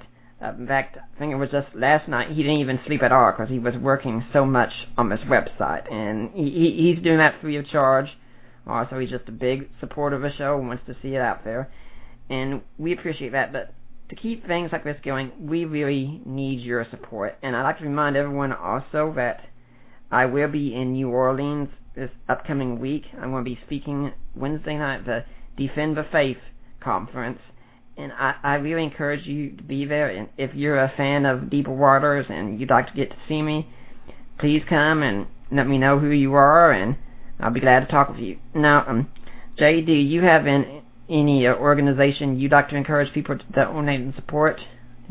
Well, my own organization, Pro-Life Training, Life Training Institute is the name of our organization, LTI, right. And our website is prolifetraining.com. And we, almost everybody, I don't work for free on everything that I do, but I do live on support. And what living on support does, and what all of the people at LTI do, that we all live on support, what it does is it makes it possible for me to do things, like you just said, that I don't get paid to do this. I don't get paid to go to a lot of the places that I go because I'm capable of going for free because of the people that support me and that support our ministry. Right, and you can go to our website, and we have a donate page there. it makes it possible, whether you give a general donation to LTI, whether you give to any of the specific speakers, not just me, but any of our speaking team, if you feel led to those. But what it does is it makes it possible for us not just to pay our bills, which is lovely, obviously, and to pay all our medical bills and to buy clothes and food for our kids, but also it makes it possible for us to say, when somebody calls me and says, I really want you to be able to come, but I can't afford to pay you, which, by the way, happens more often than not. Yep. I'm able to negotiate with them and to say, look, I'm going to try to arrange for the people who have made my life possible to get me there to be able to talk to you. As all speakers ought to have that do this profession, this is all I do for a living. There are obviously fees that I charge for the people that can pay. But the majority of people that I talk to, that we deal with, a grant that lets us go, and then my personal donors, and make it possible for me to do things for free without having to charge. For the majority of people that need this, because we feel very passionately about what we do and wanting to get that message out, and we don't want finances to be the thing that makes it not possible for me to work with somebody. I want to be able to work with people because they need it, and not have a bar put up between me and them because they need it but can't afford it. You know, people, what Jay's been saying here is entirely correct, and I find it true from my own perspective. What you're essentially doing when you donate us is you're saying, I want you to be free to do what you do. And if you think apologetics ministries, studying historical Jesus and resurrection, things of that sort are important, and this show is important, donate to Deeper Waters. And if you think pro-life training is important, that we do need to be defending the unborn out there to stop them from being murdered every day, donate to the Life Training Institute. In fact, I'd encourage you to donate to both of us, because we're each doing our own part, and so are so many other countless ministries out there we could mention. But let's get back to the case. You were making the case about the sled argument, right? That's right, the sled argument. So I always start with size, even though there's very few people that you'll ever meet that are going to say that the unborn are not like you and I, and so we're justified in doing what we're doing them because they're so very small. It's not really going to be a sophisticated argument you meet, and it's really not going to be used too terribly much by people that you don't. But why I start with size is because you do occasionally hear it. It's very small. But one of the things that size does is it gives us a great place to launch from to talk about things, the difference between intrinsic and extrinsic value. Because we look at size, and we say size isn't a value-giving property. And I would look around my house and say, look, I'm the biggest guy in my house. My 6-year-old daughter is the smallest person in our house. We wouldn't look at me and say that by virtue of my size, I'm very valuable, and that by virtue of her size, she's very small. I remember hearing a terrible news report a couple of years ago about a terrorist attack on settlers in Israel, and then they go through and talk about all the different people that were killed in that terrorist attack, and then finally they come to the idea they butchered a newborn child, which was the smallest in the house. Well, size itself is an indicator of how valuable somebody is, and that was the least offensive murder. But that was the one that we had the strongest moral reaction to, was the idea that people would kill a newborn with machetes, to be so driven by these monstrous ideologies to hack up and butcher a child. It offended us to our very core as the most heinous of crimes. But if size were the things that gave us value, it would actually be the least of the crimes of everybody that was killed that day in that family. And we talk about large athletes. Jake Matthews, which was the center or the left tackle for the Atlanta Falcons, a huge guy, a massive guy. Now, here's one of the things we start to differentiate between intrinsic and extrinsic. By virtue of size and athletic ability, Jake Matthews has value to the Atlanta Falcons. Millions of dollars every year kind of value to them. By virtue of my lack of size and lack of athletic ability and relative age at 44 years old, I have no value to the Atlanta Falcons. The Falcons actually charge me to watch their games, and they pay him millions of dollars to play. That's a little value I have. I'm only a resource for them in that financial get. But that's extrinsic value. That's value that he has to an organization by virtue of his abilities. It's no greater moral crime to kill him than it would be to kill me, because when we're talking about value, we're talking about value that we have by virtue of what we are. When you were talking about the newborns there, one thing I was thinking is that what I usually hear in historical apologetics a lot of times is the charge that God commands genocide in the Old Testament, which we are going to try and have Matthew Flanagan come on and talk about his book that he wrote with Parker Penn. Did God really command genocide? And I think a lot of people, they might object to, say, a lot of the killing of the Canaanites, but what they really object to is But what about for children? Absolutely. Well, that's the hardest thing to overcome, isn't it? Yeah. A friend of mine, when Craig Keener was speaking in Alabama, and a friend of mine and I and him were talking that afternoon, and Craig told him, "Look, I'm disturbed when I read those accounts. You know, I'm bothered. It's hard. It's a hard thing to read, and that's what makes it hard. If it were just a battle of armies, I don't think you would have the problems that you have." Right. I'm reading right now a book about the history of religion and violence, and in that book they talk about how, and she talks about, Karen Armstrong talks about how in ancient societies, this sort of cavalier willingness to kill people, including women and children, was seen as a strength, a moral strength in their community. I'm willing to do what's necessary.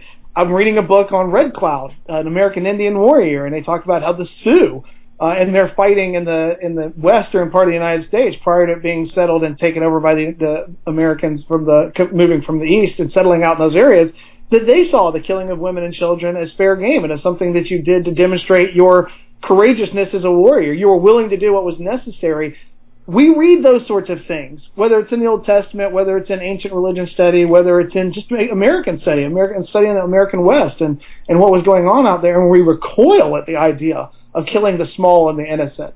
But in this particular case, anybody that would offer the size of their smallness, their relative weakness there, and we're going to get to some of those as far as degree of dependence, they're arguing that the very thing that we see makes it most horrific to kill those people is the very same thing that makes them not people at all, and that they have no value. An intrinsic value that we have by virtue of what we are. Christopher Kaiser in his book says, we have to be mindful of the fact that the inclusive view of human value can't account for there being additional evils to killing somebody. Like torturing someone to death has two evils, torturing them and then killing them. Those are two distinct evils that are being committed there. And so there's a greater evil in torturing somebody to death than just killing them. There is a greater evil in killing President Obama than there is in killing me, as Christopher Kaiser says. He doesn't specifically say me, but he says in any other human being. He said because President Obama is a human being, and there's the same evil involved in killing us, but there's also governmental instabilities and things that would go on related to somebody in a high office, like the President of the United States. It just isn't present if you kill me. So there's additional evils involved, but it's not a greater value that he has as a human being. His intrinsic value is the same. In accounting for those additional evils, they come with those additional actions that are taken, or additional considerations. So when we're talking about intrinsic value, we're talking about the value that you have by virtue of what you are. And outside circumstances like my size giving me extrinsic value to organizations that could use that size to further or reach their own goals, it doesn't make me more valuable as a human being, however much it makes me valuable to them. So size is not seen as a value-giving property among us as we look around at more mature human beings. It should never be then applied to the unborn and them being small. But that's not where most of the argument happens. Most of the argument is where we're about to go, the L, the level of development. Mm-hmm. This is where you're going to have most of your argument from both the sophisticated arguers and even the people who are less sophisticated. It's going to be there. They're going to say that there's some developmental marker that must be reached, some capacity, something that they must be able to do in order for them to now be considered a person. They're going to say that everybody that can't do that is not a person. It's a non-personal human life, and everybody that can do that is a person. And that's what David Boonen argues for when he talks about in his book, until his child reached and any of us has organized cortical brain activity, which sometimes 25 to 32 weeks, somewhere in that area of development within inside the mother from the time of conception, 25 to 32 weeks after conception, you get organized cortical brain activity. He says when you get that, you can have desires. And when you can have desires, it's wrong to kill you because now you're a person. Some people will say heartbeat. Some people will say brain waves. Some people are going to say the ability to feel pain. Peter Singer and people of his ilk are going to say consciousness. But all of them are arguing the same thing, essentially that there is a level of development that must be reached in order for value to sort of, for you to attain value, for it to adhere to you in some way, that you have now become a person of value, whereas without that ability, you are not a person of value. And the level of development arguments we hear more than anything, which my boss, Scott Klusendorf, and I, when we talk about, he talks about publicly, he says, the question is why? Why is it necessary for me to have any of those developmental markers to be valuable? Who gets to decide? Because, by the way, they're all arguing different things. It's not like there's a uniform argument that says that this is the thing that gives you value. There's a bunch of different people arguing a bunch of different capacities or abilities or developmental markers that they say give you value. Some people say birth. Some people say quickening, silly things. I say silly things, but I think those are silly markers. But they're always offering these different things and say, okay, at that moment, now you're a valuable thing, but prior to that, there was nothing wrong that we could do to you. Mm-hmm. You see the extreme nature of what they're offering. Mm-hmm. if you have not reached that developmental marker, there's literally nothing wrong that I can do to you, because you are not the kind of thing that has any value, that I have any duties or obligations to. I can do anything I want to the person or to the human being that lacks those capacities. Now, this is fraught with complication. Yeah, I'm thinking right off that my wife and I are both Aspies, as you know, and there are several people on the spectrum who aren't as far along as we are. They're more severely disabled than we would be, and we've got some good friends. They've got a daughter with Down syndrome, and she's 3 years old and still has a diaper and can't feed herself and such, and there are so many people out there who would look at lives like ours or like a Down syndrome kid and be more than happy to say, yeah, you're not developed yet enough. And as someone on the disabled spectrum, that is something that just angers me greatly when I see it. Yeah, and Christopher Kaczor points out in his book, The Ethics of Abortion, that what we do is this kind of argument, when we take value and we put it on a functional thing, a thing that I can do to a certain level. So what we do is that we're ultimately going to consign ourselves to a world where nobody ever has full value, and there's no such thing as universal human value. There's no way to look around and say that all human beings have the same value and to make sense of those sorts of intuitions, because if it comes from consciousness, well, as Kaczor argues, I'm never fully conscious, and my consciousness is going to wane. And the other side will argue against this, and they'll say that, well, consciousness or these sorts of markers are thresholds that have to be crossed. And then once you have it, for example, Boonin, we'll just use him as sort of an example for all of these sorts of arguments. When Boonin talks about desires, you have to have desires. We have desires, or the ability, the capacity to have desires. We have organized cortical brain activity. We say, what about when you're sleeping? You're not actively desiring anything when you're sleeping. So that's right. So you have recurrent desires, which you're actively having. And then we'll give you what's called dispositional desires. Dispositional desires mean that when you're asleep and you're not desiring anything, you have a disposition that if I woke you up, I know you would be desiring to be alive, so you still have a right to life because you still have a dispositional desire to be alive. And then you ask the question, okay, then what about those people who have corrupted desires? The tragedy of Rick Warren's son that we saw played out about a year ago when he killed himself, a man who desired, they say struggled with that his entire life. He couldn't shake himself of this desire to die. And he didn't want that. He didn't want to have that, but it was there. Indoctrinated slaves, people that have been grown up and raised to believe that they deserve to be slaves. Their desires are corrupted. And then here, just an interesting little trick that Boonin does. He says, well, in his book, Ethics of the Defense of Abortion, he says, I can imagine such a thing as ideal desires. And I could defend it and I could tell you what they are, but I don't really want to take the space to do that right now. But let's imagine there's such a thing as ideal desires. They're the desires that one ought to have if one's senses were properly functioning and their desires were properly oriented. Now, to very briefly take on what's going on here, I think this is interesting because as Christopher Kaczor and others have pointed out, I think Frank Beckwith has pointed this out as well, what Boonin starts to do is here, he starts to pirate in, to sort of funnel in under the table worldview mechanisms that don't go along with what he's arguing. Because when you start to talk about an ideal desire, for example, I should want this. Well, why should I want that? Because that's good for me. Because that, need I say, is I am ordered to certain perfections. And whether I desire those things or not, I should be desiring those things that will help me reach those perfections to which I'm ordered. Well, this is a different understanding of human beings than Boonin's offering us. But he's appealing to this sort of concept to give his ideal desires. Ideal desires are those things that you would desire were you properly functioning, because those things are what's good for you. And there are those things that are good for you because you're properly ordered to reach for those goods.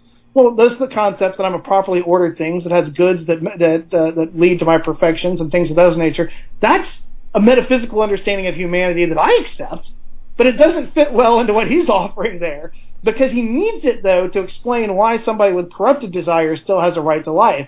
And Christopher Kaczor even offers up another thought experiment. He says, well, what if I could go in prior to the natural development of the organized cortical brain activity and tinker with the brain such that natural desires would never form. And so I have a fully indoctrinated slave that will never desire for his own good. Have I wronged that being by doing that? He says, under David Boonin's argument for desires being the source of value, I don't see how you can coherently say that I've wronged them, because there was never a being with desires to subvert in any way. But if I can say, and I think that we can say that we wronged him, then there must be something else doing the work, the metaphysical or the moral work, the necessary to ground their value. When we get to the end of the month here on January 31st, I'm going to have my friend David Sterrett coming on. He's written a book called Aborting Aristotle. And yes. You know about it? I do know about it, yes. Well, I've read it. It's an excellent book. Oh, wow. I haven't had a chance to read it yet. So. Yeah, he sent me an advanced copy, even I suggested he could come on my show to talk about it. And he's talking about how we need to return to Aristotelian metaphysics, and that's exactly what I started thinking when you're talking about having the proper desires and such. I started thinking teleology, Yep. teleology. Absolutely, yeah, absolutely. And with the level of development, what ultimately happens is, we've mentioned Singer a couple of times, and he says consciousness, and not just him. Michael Tooley, Marianne Warren, several people will use the argument of consciousness. And when you point out, hey, look, and you mentioned that Peter Singer says nothing magical happens when you're born. The birth canal doesn't change you into the kind of thing we shouldn't be able to kill. As a matter of fact, he and another philosopher, I think by the name of Hughes, wrote at one point, it's like, look, we can't coherently argue that we should be allowed to kill them a week before they're born, but afterwards, once they're born, we are compelled by our moral intuitions to do everything that we can to keep them alive. That just doesn't make any sense. So what he's going to argue, and others are going to argue, that consciousness gives value. The only reason this is important is because I hear this more than anything when I'm talking to kids on campuses. The consciousness gives you consciousness gives you value. And so what he'll say is that when you say, well, that means newborns don't have value, it's absolutely right. There's nothing in and of itself wrong with killing a newborn human being. A newborn human being has no value in and of itself. It has no consciousness. It has no desire to continue to live, and you do no wrong to it by killing it, except in so much as you deprive its company from some other human being that does have consciousness and desires and wants it to continue living. And there was an article that was written in the Journal of Medical Ethics by an Italian and Australian philosophers a couple of years ago now, where they argued for such what they call after-birth abortions. They said that we have to start considering after-birth abortions. They said, let's use the term after-birth abortions because infanticide is morally loaded, and people cringe at the word infanticide, but they love abortion. They're fine with it, basically. So if we use the term abortion, we'll be fine. We'll call it after-birth abortion. And there was a second issue that was of Journal of Medical Ethics after the outcry over that first article that entirely focused on that. And about half of the philosophers that responded, I think about half of them said, yeah, we ought to consider after-birth abortions. You should be able to take your child home from the hospital. If some genetic abnormality shows up that you don't want to deal with, you take them back to the hospital while they're newborn and have them painlessly and mercifully, in their mind, killed. And this is horrifying. Robert George wrote the shortest, I think, essay in the response to the original essay in the Journal of Medical Ethics. And his was short because it basically amounted to Robert George, the Catholic philosopher, saying, hey, this is madness. I mean, you're talking about killing newborns as if it were medical treatment. This is madness. And Singer's response would be, as we mentioned earlier, there's nothing mad about it. I mean, if we can abort them while they're inside the mother, nothing changed. They didn't become something different when they were born, which gets us to E, environment, the idea of where you are. I mean, Peter Singer's right, I think, when he argues, look, if they're inside the mother, outside the mother, they're the same thing. They're the same kind of thing. They're substantially the same type of being. And if I can kill them there, I can kill them here. There's no difference. What changed from location? Nothing. And I agree with him, by the way. I just disagree with the idea that we should be able to kill newborns. I think that our intuitions that it's horrifyingly wrong to kill newborns are right. And so since we know we shouldn't kill them here, then we shouldn't kill them there, simply because they're inside the mother. So where we are geographically doesn't give us value. And then finally, the D is degree of dependence. I always point out to people, it's not just dependence. I don't think it was lost on Stephen Schwartz, a brilliant philosopher, that dependence started with a D. There's a reason he uses degree of dependence, and the reason he does that, I'm assuming, is because he recognizes that we all have some level of dependence. Mm-hmm. We're all dependent on other people, every single one of us. So what we're doing is we're trying to ask, is there a level of dependence, a point that you reach of dependence where we're going to give somebody else the power to draw a line through humanity and say, everybody that needs this much help, everybody that's this dependent, everybody that needs other people this much, they're no longer persons, and their lives have no value. Everybody on the other side of that line, they're persons, and we should treat them with respect and dignity and honor them. That's a tremendous thing to do.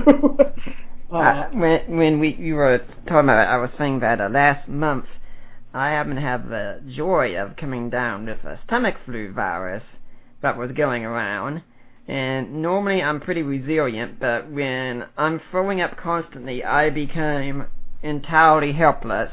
Absolutely. And was lying on the couch, needing to have nearly everything done for me, and I'm sure my wife was really tempted to want to do away with me at times when that was going on, because I was just so annoying. But I was entirely dependent, so what we could say is, because someone would say, well, he is being really annoying right now. There is a way you can deal with that problem, because he's so dependent. And then on a more extreme level, I was saying, how about if we look at someone like, say, Stephen Hawking, who is a brilliant mind. I think he's wrong on a lot of issues. There's no doubt he's a brilliant mind. Absolutely. But he is absolutely dependent on his staff around him and on the machines that are there to get those ideas out of that mind. There is no way this guy could survive on his own without all that stuff. He'd be dead before too long entirely. Would it be okay to kill him? Yeah, at what point? Who gets to decide that? My daughter, several feet away from me, playing in the front room. I mentioned she's a type 1 diabetic. Yeah. One Sunday, she was this radically independent little 8-year-old girl. One Monday morning, we're in the emergency room, and we find out that she will be medically dependent on insulin for the rest of her life, or until they cure diabetes. That she now requires meal decisions to be a family decision. She requires my wife to get up almost every night. She's an incredibly active and athletic girl, to check her blood glucose level, to make sure that she doesn't drop down under an unsafe place and go into a diabetic coma. I mean, her life is dependent. Is she less valuable? I mean, my grandmother, when she was 95, she was radically dependent. Was she less valuable? Was it a lesser offense to kill her at that point than it would be to kill any other human being? These kind of dependence in no other place, it ought not to be a marker. Unfortunately, it is. And we're having that conversation more and more, where we're making decisions based on expenditure of resources, on whether or not we should waste those resources, and I put that in air quotes, on somebody who has very little return for the resources we're going to invest in them. A thinking that has grown in the Netherlands and Belgium, and is dangerous. And I think we see it now in certain parts of the United States, specifically I think Washington, Oregon, and places like that, but growing Colorado, a conversation that's starting to be had nationally. I think that once we start to find a group of people that are very comfortable saying that X person has a dependence level that makes them worth less than Y person, then we need to be very careful. We've reached a place where we're starting to make some terrifying decisions. When you were talking about why we do away with some people, and sounds for financial means and such, I was thinking about this thing that I've said before, that when we look at what the Canaanites did, and they were practicing child sacrifice, which is wicked and evil, no doubt, but you could say, at least when they were doing it for something like, say, the good of a harvest, or something of that sort. I mean, it's still not a good thing, but their conclusion was, hey, we gotta have a good harvest, so let's do this. Today, we do child sacrifice through abortion, and we do it at the altar of convenience. Absolutely. Yeah, and overwhelmingly, the number of abortions that happen in the United States happen for virtues of what we consider convenient reason. I mean, and so it is, one of the things I think is interesting is we're starting to talk about, make clear that we're talking about dividing up humanity between those human beings that matter, because science demonstrates their human life. So that human life that matters, that human life that doesn't. Who gets to make that decision? And Christopher Kaser, in his book, The Ethics of Abortion, he does talk about, he says, hey, there's all throughout human history, we have made the mistake of drawing a line through humanity and saying, those are persons like me and those are not. And he said, and every time we've done that throughout human history, we have never treated the people, first of all, that we've put on the other side of that line well. We've usually killed them, taken from them, seized their property, all those different, enslaved them. And he said, and every time, we have had to morally mature to the point that we have to recognize that what we were doing was wrong, that we had no right to draw that line through humanity. We had no right to look at other human beings and say, you matter less than me. And he asked the question, what are the odds that this time, what are the chances that this time we have finally found another group of human beings that we're justified in treating the way that we are? We've never been right before. Never. What are the chances that we're finally right? It's not good, given our track record. I mean, we have to be, so when we talk about size, level, development, environment, or degree of dependency, and any of those things being the means by which we draw a line through humanity and say those people matter and those people don't, we have to be very careful about the kind of arguments that we're making. First of all, I think they're outrageous arguments anyway. I mean, I think it's weird to be able to say that there's such a thing as this basic human animal that exists, and at some point personality descends upon them, and then personality can come and go. You have episodic problems.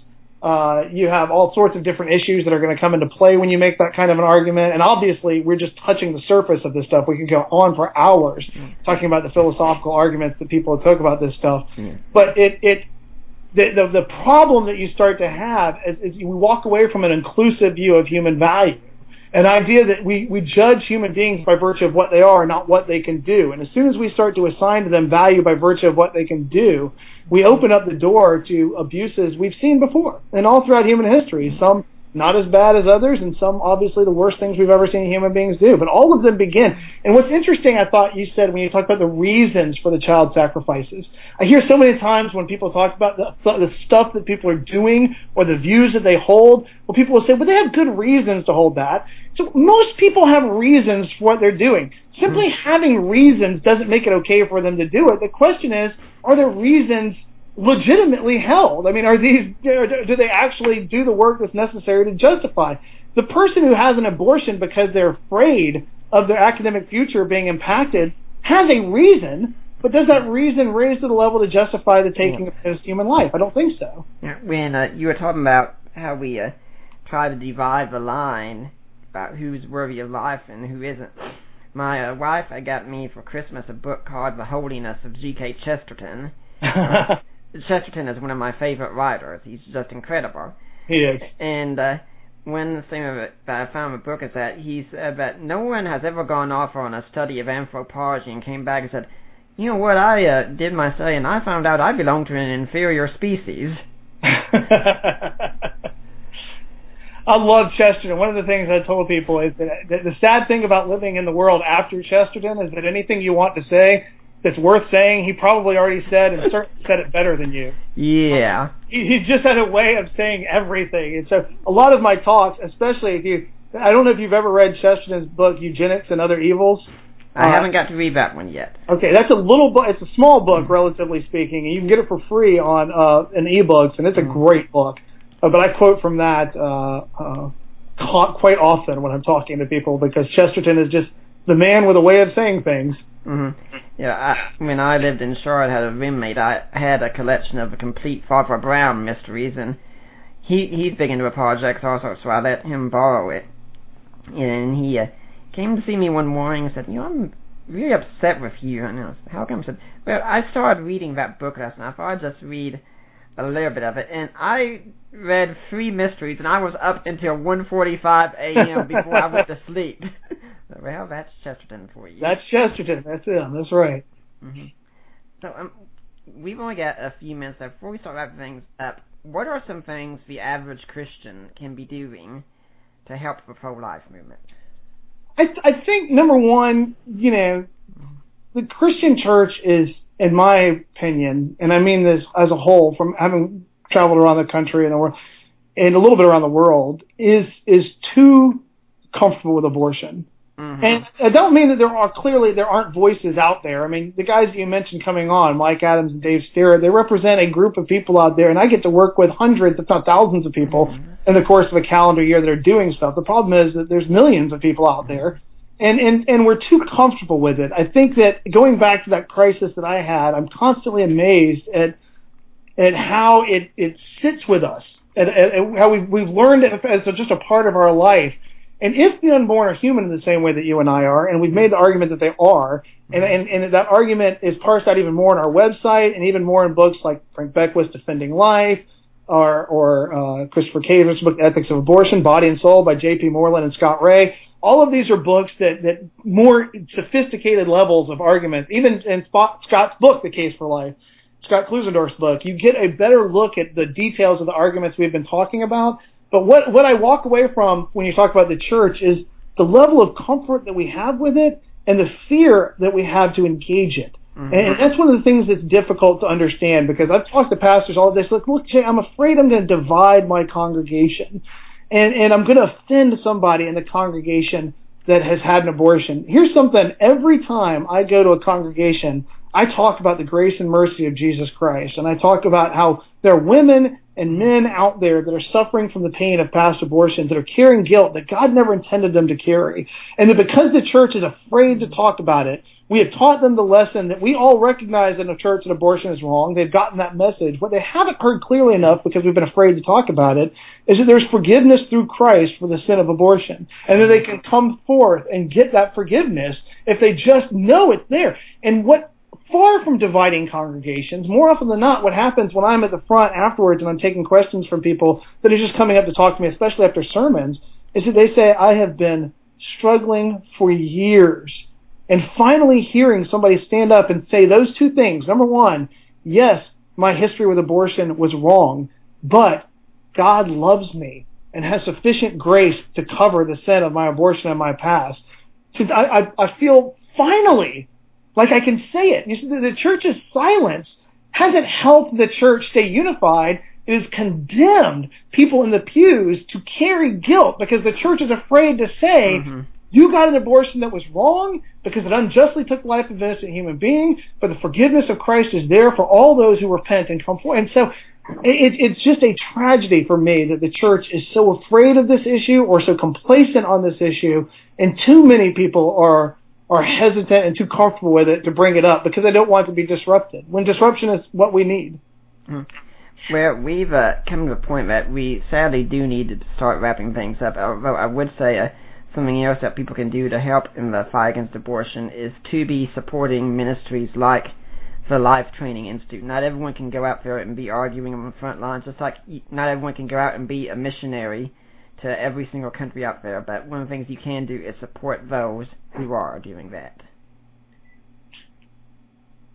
I agree. And also local pregnancy centers. I got active in the